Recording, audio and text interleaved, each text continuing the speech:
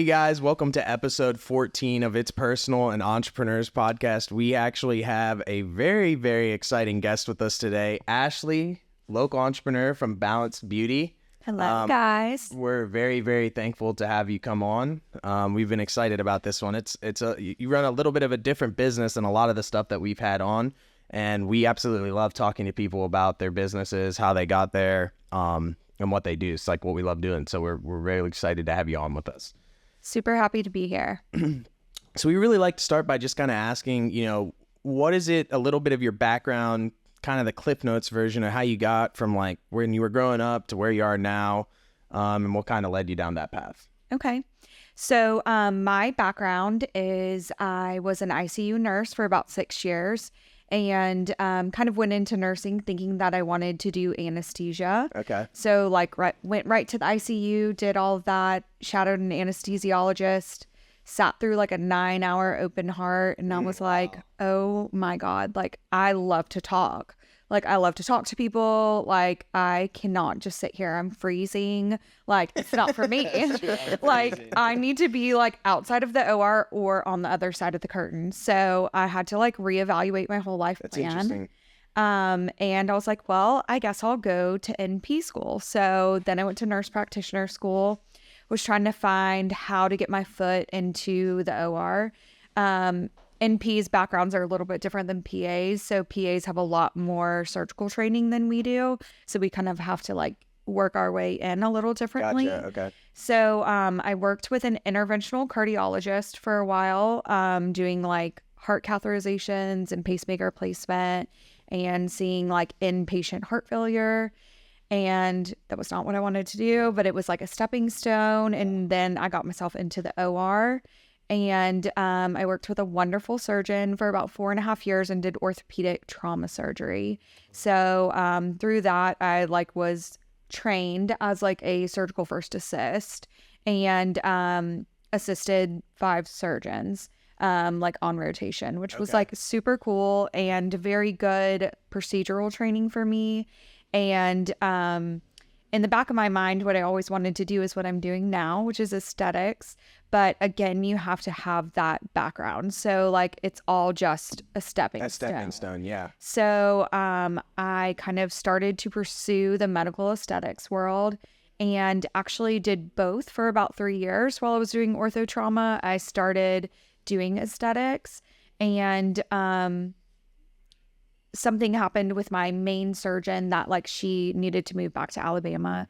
And so for me, it was just kind of a sign like this is my chance to like do this full time. I stayed with ortho probably longer than I would have because I loved her. Yeah. Makes sense. I mean, like your relationship with your main physician is everything.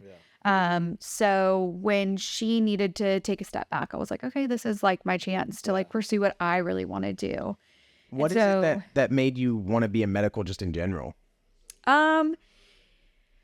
Great question. Honestly, I love science and math. And like, I knew I would always do something medical, finding exactly what I wanted to do. I thought I wanted to be a dentist for a long time. That's funny. And so like, that was actually how I kind of originally started. Okay.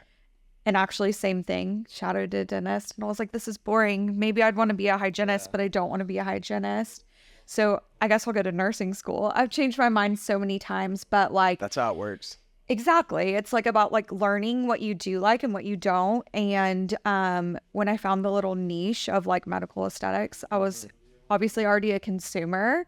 And I was like, wow, how great would this be to like get to do this every day. To do this. Like what a dream. Like instead of seeing people on like the worst day of their life, like people are so stoked about this, right? They're like, oh my God, they leave and they feel like beautiful and they feel pretty. And I mean, like to each his own. Some people may think it's like very shallow, but there's like a lot of depth into it. There's like, I get to know these people and like their story and like what brought them here, what their, what is their insecurity, and then I can help them fix it. So it's very rewarding in a very different way. I guess that kind of segues into like a good question too, which is like, what do you think what's like the biggest misconception you feel like people have about medical aesthetics? So I definitely think that people always think to the extreme cases. So like they think the celebrities, the Kardashians, the housewives. But one thing I always tell people when they're like, oh my God, I don't want to look like a housewife. I'm like, first of all, I hate to break it to you, but like you don't have enough money to look like that. Like being blunt, like being serious, like those people are not just like coming in and getting filler. Like they're having surgery, they're having fat transfers, like they're doing way more. They're not going to see like an injector. So first Your of all, Botox isn't going to do that. Right. I think kind of like breaking that barrier and letting people know like that's not what you're ever going to look like. And that's not even something that could be achieved without anesthesia. So kind of letting people know like what the realm of what I can do is. And I mean, there is a lot that like we can do just with injectables. So I think that's the biggest misconception is people are really scared of looking fake. They relate all of it to that. The worst it's what case people scenario. see the most often. Yeah. Yeah. Just like, you know, everybody always thinks about the worst part of something instead of the best. Yeah. So like We get that with 99 real estate clients a lot. Yes. Yeah. 99% of people like look perfectly fine. There might be that one person who takes it overboard, but that's a combination of probably their personality and the person injecting them. Yeah, that makes sense. And what are some services that you provide that people may not know you provide? Like even us, like what are some things that you provide that like aren't on the radar when you say medical aesthetics for the average person? Yeah. So I do Botox, I do filler, I do microneedling, chemical peels. I do a lot of laser. So like laser resurfacing, laser hair removal. Which like laser has like a broad span too of things that it can treat. Like we can treat like vascular lesions, pigmented lesions. Okay. Yeah. So like even just like men, the broken vessels on the side of their nose that they hate or whatever. There's like a lot that laser can do. Interesting. I also do custom IV therapy, which I've done. Yeah. And then of course I've got 4 other girls under my roof, which like is a huge part. So like not trying to get off your question, but like the core of my business is like helping support other businesses. So I have 4 other women like under my roof that their businesses have grown exponentially just because of the amount of people that I see. There's a lot of crossover. Flow into that, you know? So like I've got a nail tech, an esthetician, I've got someone that does permanent makeup, someone that does bridal makeup and like lash extensions, and all of those women getting those services, get my services, get the other services. Makes so it's just been a great way to like help grow other people. I felt like, you know, I put in the work for a few years to get to where I am, and like to be able to share that growth with other people is amazing. Yeah, and have that synergy, and like if they bring in someone new and you bring in someone new, it works for everyone. Yeah, Which is a all cool they have to do is environment cross to that have. wall. Yeah, that makes sense. For sure. So now I want to go back a little bit to like starting out. I believe when you started, you were doing it like out of your house. I was. So like I said, I did it for like 3 years part-time. So I like took my class. I think I like flew to like Denver, took my course, got all my certifications. And I was like, okay, like, you know, I'll be doing this for like me and like 10 friends. Some friends, yeah. And then it was like those 10 friends told 10 friends told 10 friends. And then I was like, oh Those my are God, the best businesses. this is a business. Yeah. Like, this is not a hobby. This is not like, this is a full-fledged business. So yes, I was doing it out of the front bedroom of my house. And cool. I mean, it was like, okay, you're doing a couple of people a day to like, oh, you're doing full days. Yeah. And then like, oh my God, like I need a building. I need room. I need some space. And it's just like continued to grow. Like there are people like when I had my grand opening like a year and a half ago that were like, I sat like in a guest bedroom, like on the end of a queen bed, and you injected me with Botox. Now you've got this like 2,000 square foot gorgeous building with like 5 other businesses in it. Like, and you know, they've been there for me since like day one, and like they trust me and they've grown with me. And I think that like as much as you put into something, like people can see that, feel that, they love it. They can feel like your real heart and soul, and they're going to support you. Like whatever it is, like I bring in something new, like my clients are like, let's do it. Let's try it. Yeah. I trust you. Like I know that you're like staying on top of what's going on in this world in the medical aesthetics, and like That is a huge thing. Like I'm constantly seeking further education, going to conferences. I see that a lot. Yeah. And just trying to figure out like what's new. Like we're focusing a lot more on regenerative aesthetics. So like back in the day, we would just fill people with HA filler, fix their cheeks, fix their lips. And now we're like, let's use biostimulators. Let's like, work on building up collagen and elastin and Actually changing some of the biologics that can help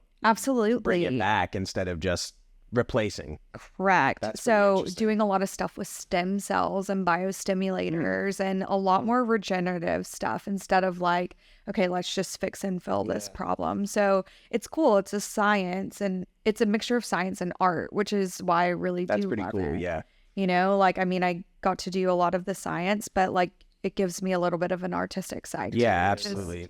amazing. I think it's kind of cool too, because going back to how you started and where you are now, it really is just a testament to something we talk about all the time, which is you just have to do stuff. It sounds so simple, but like you really don't have to know exactly what your purpose is or your why or what direction you're going in. You just have to move in a direction.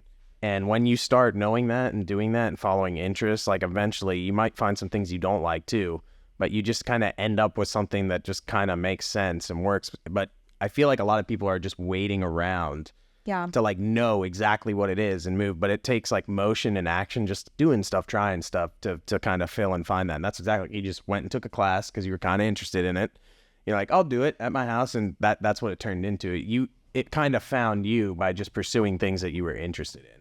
Absolutely. And I think like, like not to be too cliche, but like if you're never scared or like, scared money don't make money. If you don't put yourself out there, like if you don't, go against the grain, like I could have stayed at the hospital forever and made a 6-figure salary and been content. But like, I was like, I want to work for myself. I want to control my schedule. I have a daughter. Like it's important for me to like be able to be at her little performance at 10 a.m. on a Tuesday. Yep. And so like all of those things just like kind of lit the fire under me to make sure that like I'm going to make this successful. Yeah. Like this is going to be my job. Like this is a career, like, and it has been, and it's just continued to grow. That's what it takes. I was just actually listening when I was walking this morning to the audiobook Think and Grow Rich. I'm like re-listening to it, and that's basically what that whole book is about, is just it's it talks about a story of like people showing up on the shore for a battle and they burnt their ships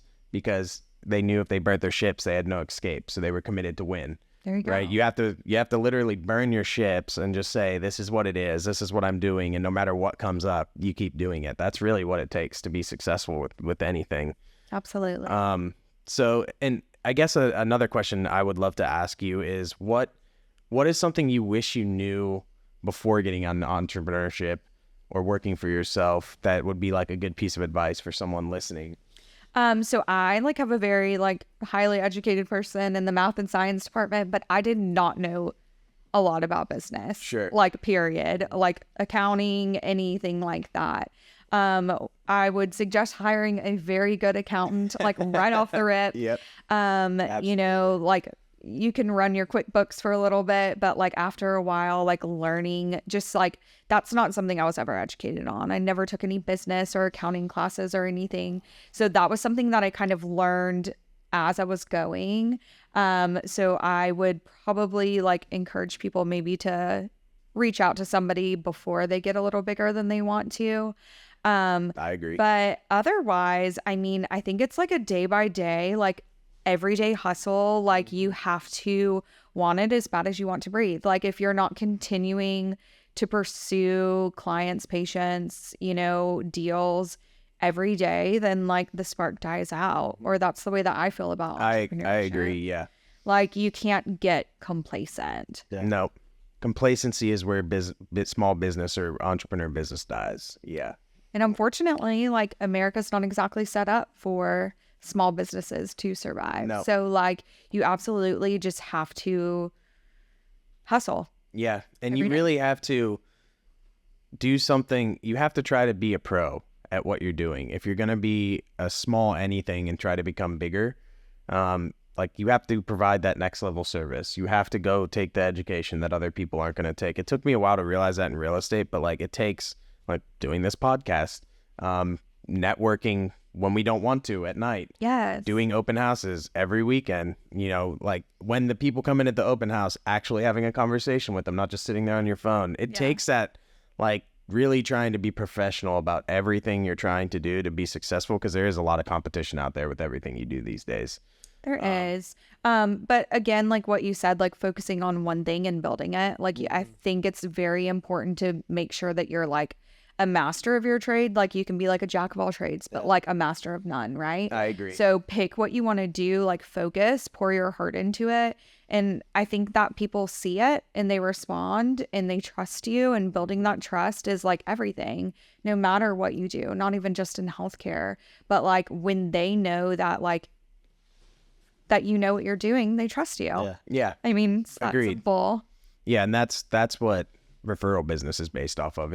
That's a vote that people actually trust you. You know. And my business was more than 100% referral based. Yep. I've never paid for marketing Really? ever. That's impressive. That's very impressive. I've probably like paid to boost a post on Instagram, like $20 or something, but I have never paid a marketer. I've never used any outside marketing or anything. It was What's 10 people telling 10 people telling Word of 10 mouth, people. just blew out. And yeah.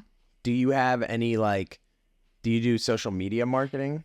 Not social media marketing, but social media. So I'm like very active on Instagram. Kind of funny, like way back in the day before like influencers were a thing, I was actually kind of an influencer. Okay. On accident, like never tried to be.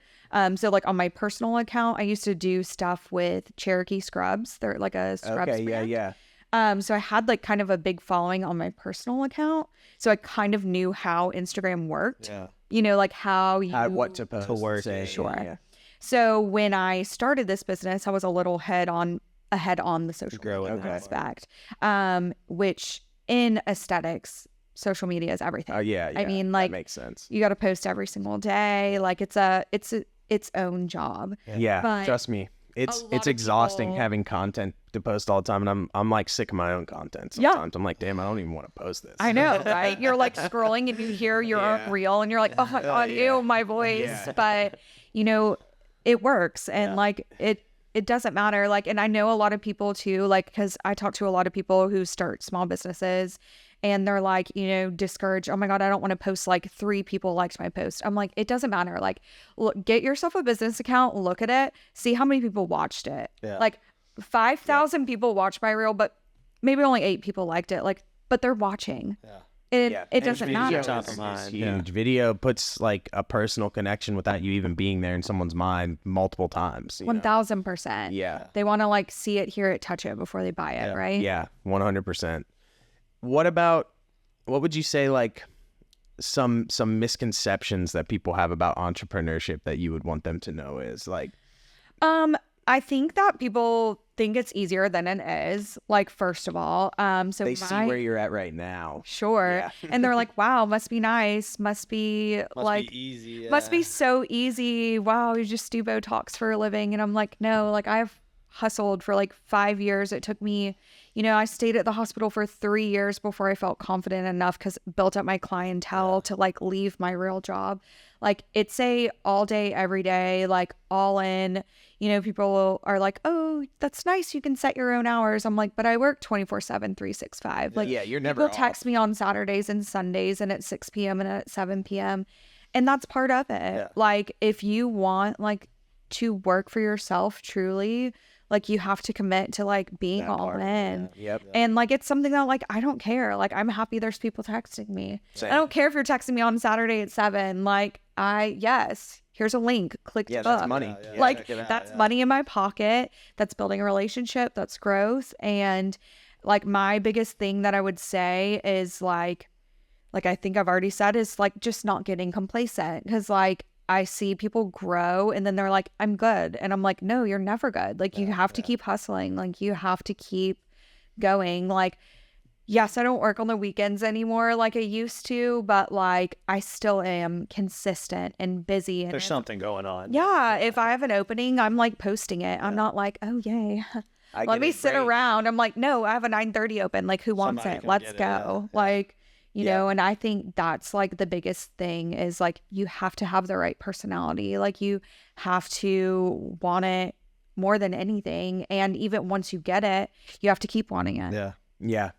What is, if you've had any, have you had any like, big failures that took place while you were building it, or something that kind of happened that kind of like taught you a big lesson? Not necessarily failures, but like, I have gotten burned a few times. Yeah. So, I'm a very giving person. I love to talk. Yeah. I love to talk about things that I like to talk about. I love to talk about things that I'm passionate about. I love to help other people and other businesses. And I have kind of learned maybe that like sometimes you do have to watch your back, and not everyone has the best interest out for you. I've had some people that I've like helped get set up that I've like turned around and kind of, Done their own thing. gone against me. And, but that's all like a lesson.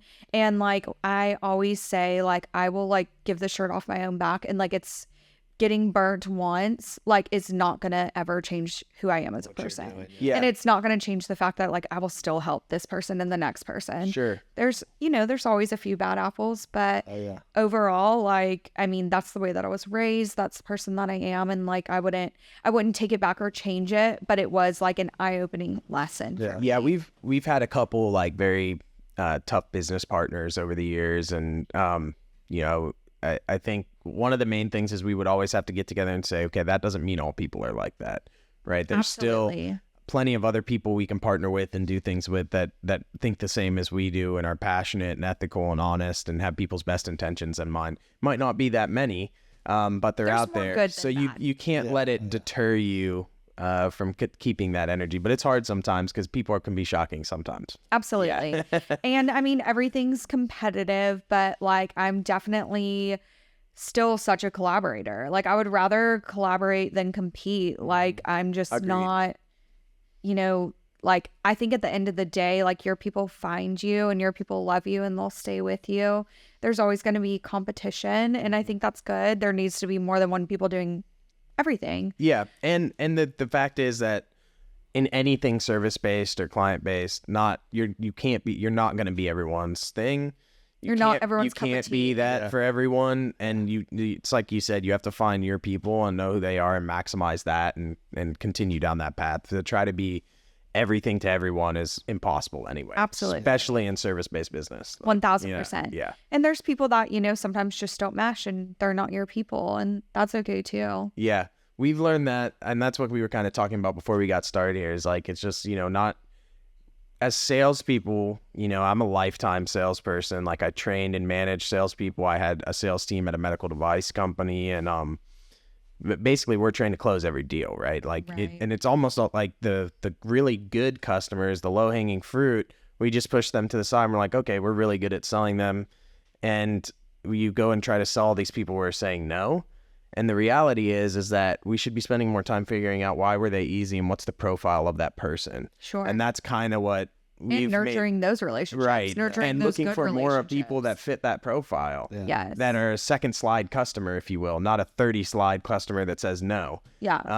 But learning that's hard, because when you're told sell everyone and go after, it's like our nature when someone says no to be like, I'm going to make them a yes. When really that's not really the best way to go about selling. Yeah. But it takes a while to learn that, I think. I think so too. So let's talk. Obviously, all of us here are parents, working, whether you're male or female, and having kids and being a parent is super difficult. It's been proven to be a big challenge for me the last 2 years, just like learning that. What do you try to do to like keep consistent with that? So I think like, first of all, like when I was working out of my house, there was absolutely no separation of work and home. Yeah, that's which tough, was yeah. hard. So like a lot of people are like, oh my God, don't you miss that? And I'm like, no, absolutely not. Like, my computer is at work. So when I'm at work, I'm at work, but when I'm home, I'm home. So that's like the biggest thing that I could say for anyone that like wants to open their own business and has a child, is just like keep them separate. When you're home, like be present and be home. When you're at work, you're at work. Yeah. And thank God, like I have an amazing support system. my dad and my mother-in-law help me so much. My husband is also self-employed, so like we both kind of have flexibility, and As it's needed, just yeah. like you become like a master schedule manipulator, right? Yeah. Yeah, right. Like you are where you are when you're there, but then when you're not there, like just focus where you are. You have to shift quick. Yeah. 1000%. But I think it's so doable, and I think it's also a good lesson. I think it's great for like my daughter to see that, like, wow, like mommy's built this business, Yeah, daddy's agree. built this business.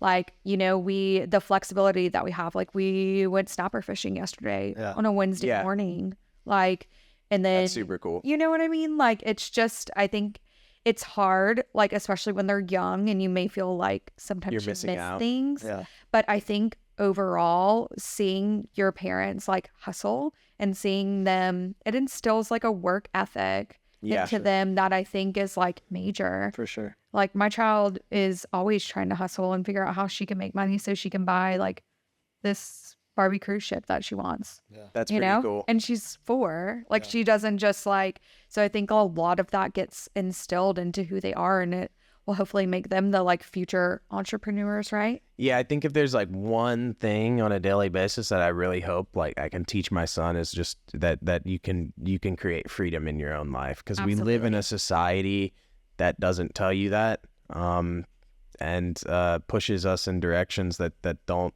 reiterate that. And I'm not getting political, but there's a lot going on in the world, and one of the only things we can control is our time and how we make money in that time. And if you can learn how to control that for yourself, then you actually buy yourself a lot of freedom, I agree. in a lot of different facets of life. And I think that's what wealth or making money is about to me. It's not really even about how much of it I accumulate, but it's how much freedom I can buy. Absolutely. And I It's think that's super time. important. Yeah. You know, like we only have so much time on this earth. Like we can always make money, but like having the freedom of time is everything. Everything. Yeah. And then if that means a little bit of a sacrifice now for, the future, I think that's worth it to get done while I'm younger and I have some time ahead of me, so that, I can enjoy that time with my son later too, and give him that freedom to decide what he wants to do. But it's a balance for sure. It is. So, I guess another question I would have is, you're from here, right? I You're am. local. A local. So what kind of impact, like, do you think that's played into your business as well? Like being from here and having a business here? I think it's been great. I mean, so like I grew up on the beach, like went to Beach Elementary School, Surfside, Arnold. Like, so I've like treated like high school teachers, like Yeah. some of my high school teachers and like, people, That's pretty and they're cool. like, oh my God, like, I can't believe like this is you. Like, Yeah. this is like my like cheerleading coach, like from middle school or whatever. So like, it's been great. And I feel like, I do have a larger network of people. So starting off, maybe that was helpful.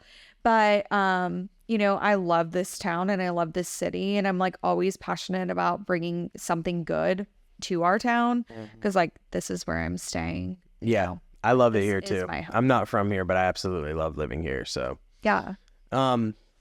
I guess like one of our final like wrap up questions that we really like to ask everyone is, if you had one piece of like major advice, could be personal, could be professional, could be for your kids, could be for everyone, just kind of you choose what that one thing is. What is a legacy piece of advice that you would leave with people? So I feel like entrepreneurship is like purely like a balance of like fire and balance. So like keeping that fire lit, like staying hustling, like wanting it from day one as bad as you do in year 5, like never getting complacent, keep pushing, keep trying, but also balancing, making sure that you're like keeping your home life in check. So all I would say is like, when you go into something, just be ready to go fully in. Yeah, I agree. And I think the counterpart to that is the balance part that you said, because it's very easy to try to, I don't want to say easy. You can get yourself lit on fire if you have the right mindset, desire, you get yourself there to be able to walk away from these four walls or yours or whatever your place of business is and tone that down for a segment and be present is a art in and of itself. Agreed. And so I think learning how to do that and being present with that same fire in those other areas of your life is really important too. But it's definitely a day-to-day thing and not something that you're perfect about, even if you're conscious of it. It's a hard thing to do. Totally. But that's good advice. Very good advice. Well, listen, we really, really appreciate you taking the time to come on. This was a super, super cool talk. And so guys, tune in next time for our episode 15. And Ashley, we really appreciate you being here. Thank you guys so much for having me. Absolutely.